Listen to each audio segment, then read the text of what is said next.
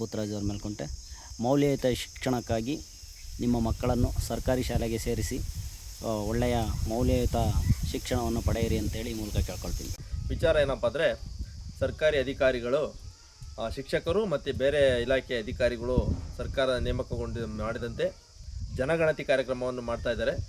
ಮಾಡ್ತಕ್ಕಂಥ ಸಂದರ್ಭದಲ್ಲಿ ಪ್ರತಿಯೊಂದು ದೇವಸ್ಥಾನ, ಅಂಗಡಿ ಮುಂಗಟ್ಟುಗಳು, ಮನೆಗಳು, ಅಂಗನವಾಡಿ ಶಾಲೆಗಳು ಪ್ರತಿಯೊಂದು ಒಂದು ನೀಲಿ ನಕ್ಷೆಯನ್ನು ಬಿಡಿಸ್ಕೊಂಡು ಅವರು ಜನಗಣತಿಯನ್ನು ಮಾಡ್ತಾಯಿದ್ದಾರೆ ಎಂಬ ಮಾಹಿತಿ ಗೊತ್ತಾಯಿತು. ಆದ ಕಾರಣ ನನ್ನ ಒಂದು ಮನವಿ ಏನಪ್ಪ ಅಂತಂದರೆ, ಅಧಿಕಾರಿಗಳು ಪ್ರತಿಯೊಂದು ಮನೆಗೂ ಭೇಟಿ ಕೊಟ್ಟಂಥ ಸಂದರ್ಭದಲ್ಲಿ ಆ ಮನೆಯಲ್ಲಿರ್ತಕ್ಕಂಥ ಮಕ್ಕಳ ಒಂದು ವಿದ್ಯಾಭ್ಯಾಸವನ್ನು ಸರ್ಕಾರಿ ಶಾಲೆಯಲ್ಲಿ ನಡೆಸಿಕೊಡಿ ಅಂತಂದೇಳ್ಬಿಟ್ಟು ನಾನು ಈ ಮೂಲಕ ತಮ್ಮಲ್ಲಿ ಮನವಿ ಮಾಡ್ತಾಯಿದ್ದೀನಿ. ನಮ್ಮ ಕ್ಷೇತ್ರ ಶಿಕ್ಷಣಾಧಿಕಾರಿಗಳಾದಂಥ BO ಕೃಷ್ಣಪ್ಪ ಸಾಹೇಬ್ರೆ, ದಯವಿಟ್ಟು ನಿಮ್ಮ ಏನು ಜನಗಣತಿ ಮಾಡ್ತಕ್ಕಂಥ ತಂಡಕ್ಕೆ ದಯವಿಟ್ಟು ಇದೊಂದು ವಿಶೇಷವಾದ ಮನವಿ ಅಂತಂದೇಳ್ಬಿಟ್ಟು ನೀವೊಂದು ಆದೇಶವನ್ನು ಮಾಡುವ ಮುಖಾಂತರ ನಿಮ್ಮ ಕರ್ತವ್ಯವನ್ನು ನಿಭಾಯಿಸಬೇಕಂತಂದು ನಾವು ಈ ಮೂಲಕ ಕೇಳ್ಕೊಳ್ತಾ ಇದ್ದೀನಿ. ಪ್ರತಿಯೊಂದು ಮನೆಗೆ ಭೇಟಿ ಕೊಟ್ಟಂಥ ಸಂದರ್ಭದಲ್ಲಿ ನಿಮ್ಮ ಮಕ್ಕಳನ್ನು ಸರ್ಕಾರಿ ಶಾಲೆಗೆ ಸೇರಿಸಿ ಅಂತಂದೇಳ್ಬಿಟ್ಟು ಪ್ರತಿಯೊಬ್ಬ ಶಿಕ್ಷಕರು ಮತ್ತು ಏನು ಹೋಗಿರ್ತಕ್ಕಂಥ ನಿಮ್ಮ ಸಿಬ್ಬಂದಿ ವರ್ಗದವರು ಪ್ರತಿಯೊಬ್ಬರು ಹೇಳಿ ಸರ್ಕಾರಿ ಶಾಲೆಯ ಉಳಿವಿಗಾಗಿ ಈ ಒಂದು ಮಾಹಿತಿಯನ್ನು ರವಾನೆ ಮಾಡಬೇಕಂತಂದು ಹೇಳ್ಬಿಟ್ಟು ನಾನು ತಮ್ಮಲ್ಲಿ ಕೈ ಮುಗಿದು ಮನವಿ ಮಾಡ್ಕೊಳ್ತೀನಿ.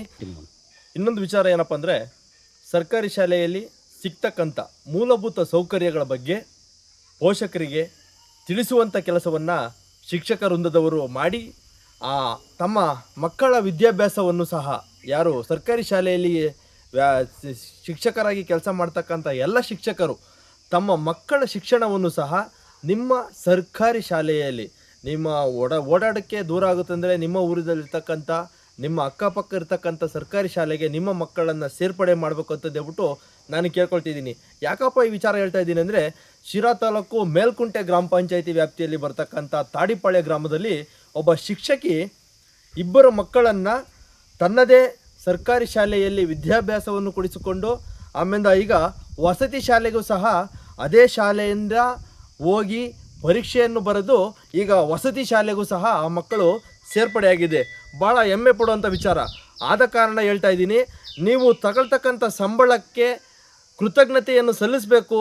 ಅದಕ್ಕೆ ಕನಿಷ್ಠ ಒಂದು ನಾವು ತಗೊಳ್ತಕ್ಕಂಥ ಸಂಬಳಕ್ಕೆ ನಿರ್ದಿಷ್ಟವಾದ ಒಂದು ಅರ್ಥಗರ್ಭಿತವಾದ ಸಂದೇಶವನ್ನು ನೀವು ಕೊಡಬೇಕಾದ್ರೆ ದಯವಿಟ್ಟು ನಿಮ್ಮ ಮಕ್ಕಳನ್ನು ವಿದ್ಯಾಭ್ಯಾಸವನ್ನು ಸರ್ಕಾರಿ ಶಾಲೆಯಲ್ಲೇ ಮಾಡಿಸ್ಬೇಕು.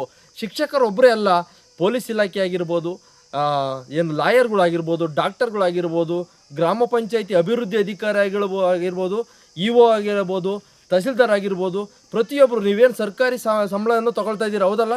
ನೀವೆಲ್ಲರೂ ಬಂದಿರತಕ್ಕಂಥದ್ದೇ ಸರ್ಕಾರಿ ಶಾಲೆಯಿಂದ. ನಾನು ಹೇಳ್ತಕ್ಕಂಥದ್ದು ನಾನು ನೇರವಾಗಿ ಹೇಳ್ತೀನಿ, ನೀವೆಲ್ಲರೂ ಓದಿ ಬಂದಿದ್ದು ಅಂಥದ್ದು ಸರ್ಕಾರಿ ಶಾಲೆಯಿಂದನೇ ವಿದ್ಯಾಭ್ಯಾಸ ಪಡೆದಿರೋದು. ಈಗ ಸರ್ಕಾರಿ ಕೆಲಸವನ್ನೇ ನೀವೆಲ್ಲರೂ ತಗೊಳ್ತಾ ಇರೋದು, ಸರ್ಕಾರಿ ಸಂಬಳವನ್ನೇ ತಗೊಳ್ತಾ ಇದ್ದೀರಾ. ಆದ ಕಾರಣ ನಿಮ್ಮ ಮಕ್ಕಳ ವಿದ್ಯಾಭ್ಯಾಸವನ್ನು ಸಹ ನೀವು ಸರ್ಕಾರಿ ಶಾಲೆಯಲ್ಲಿ ಸೇರ್ಪಡೆ ಮಾಡಿ ನಿಮ್ಮ ಮಕ್ಕಳಿಗೆ ಆಗ ಏನಾಗುತ್ತೆ ಅಂದರೆ ಮೂಲಭೂತ ಸೌಕರ್ಯಗಳ ಬಗ್ಗೆ ನಿಮಗೂ ಅರಿವಾಗುತ್ತೆ.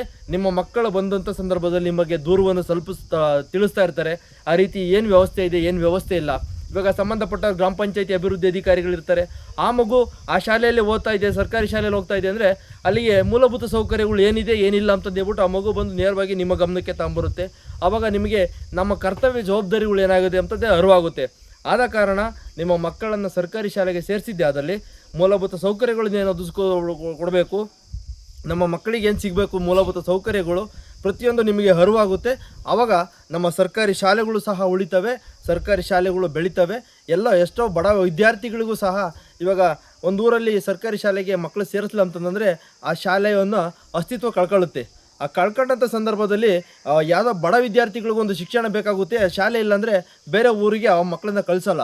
ಆ ಒಂದು ಬೇರೆ ಊರಿಗೆ ಕಳಿಸಲ್ಲ ಅಂದರೆ ಆ ಮಕ್ಕಳ ವಿದ್ಯಾಭ್ಯಾಸ ಹಾಳಾಗುತ್ತೆ.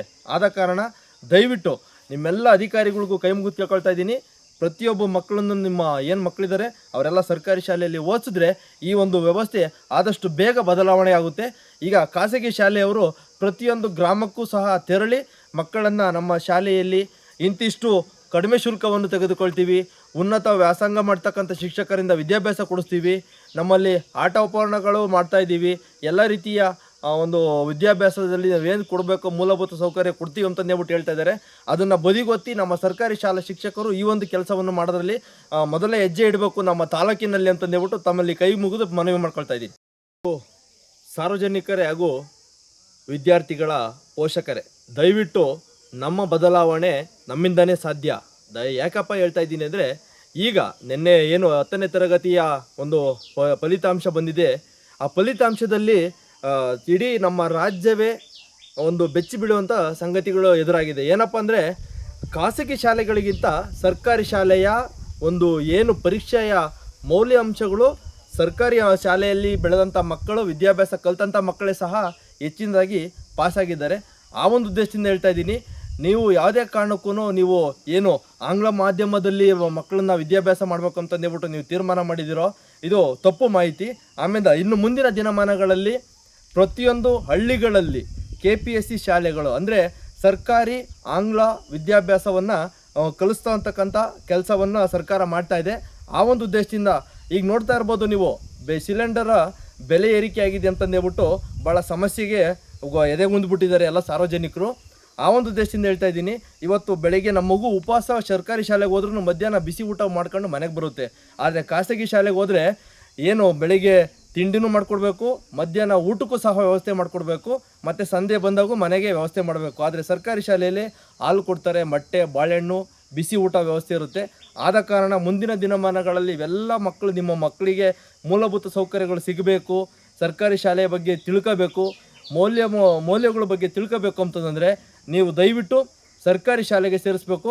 ಇದೊಂದು ವಿಶೇಷವಾಗಿ ಪೋಷಕರು ಮತ್ತು ಸಾರ್ವಜನಿಕರಿಗೆ ಗಮನಕ್ಕೆ.